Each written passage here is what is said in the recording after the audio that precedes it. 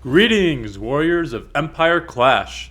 I am very excited to unveil our brand new map coming to the game, Dunehaven. Here, we have moved away from the temperate climates of our other maps and have entered a dry and barren desert. Food, as well as other resources, are scarce here, and our four factions will have to fight hard to gain control over the map's resources.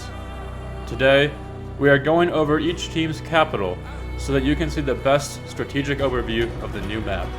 Let's get right into it. Built to stand the test of time sits the Desert Outpost. A home away from home for the Overseer Commune, the Desert Outpost has all the necessary amenities needed to support their empire in these faraway lands of Dunehaven. Functional as a busy town and adequately equipped with defenses like watchtowers and building roof vantage points, Desert Outpost is no easy take. Desert Outpost was also built on rich mineral mines, which allows peasants a quick and safe passage through the well leading directly to the caves below. Additionally, the caves lead up to the underground Temple of Anubis territory, giving overseers an advantage of logistics against opposing empires. With a well-rounded capital like Desert Outpost, the Overseer Commune has a real shot at occupying the map. Unlike Redcliff's usual prestigiousness in their architecture, their capital trading post is the newly established colony amongst the desert dunes of Dunehaven. Interested in the rich niche resources the lands have to offer, Redcliff focused their attention on location and accessibility for trading rather than defense. Being located closest to the merchant hall and wedged between two capitals, the trading post is the hub for trade amongst merchants for this map. Redcliff designed the capital by incorporating the terrain to their advantage by using boulders and cliffs as natural barriers against future enemy sieges. The capital also sits surrounded by a natural cliffside, forcing the attackers to travel over a bridge choke point if they plan to make a siege. Wooden makeshift towers built to hold cannons and snipers run along the perimeter of the capital as defense. And the last thing an enemy army wants to find themselves is to be stuck in this airlock, being berated from all angles by defenders. Coming into the trading post center, hence house the shops and other capital essentials, with more being located inside the cliffside. The prisoners are on display abroad the cliffside to remind the thieves of their inevitable capture. Unlike Desert Outpost, the trading post's mine entrance is located inside the capital for convenient travel. In times of peace, this capital is the best location on the map for gaining an economic advantage. Only time will tell if Redcliff can stand the test of time against the harsh environmental shift they find themselves in. The Korblox Empire has taken a more militaristic approach with their construction of Sandstorm Castle, a child's beach day sandcastle fantasy turned to life for the hundreds of Korbloxians stationed at this beast of a fortress.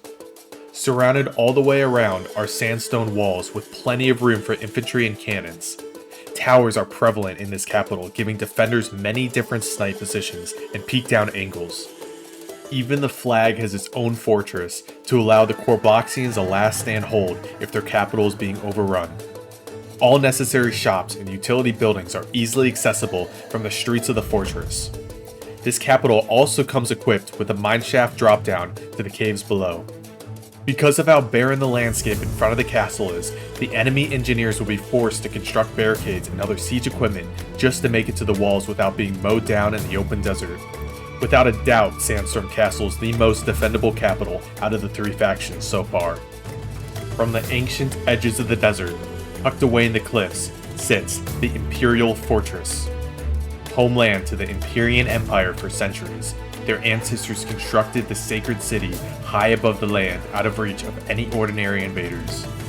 The narrow paths leading up to the fortress host the first obstacle. Way too thin for much dodging of incoming projectiles, and one slip can send you sliding to the bottom of the cliff. A bridge leads up to the first outer wall that holds the cannon defenses.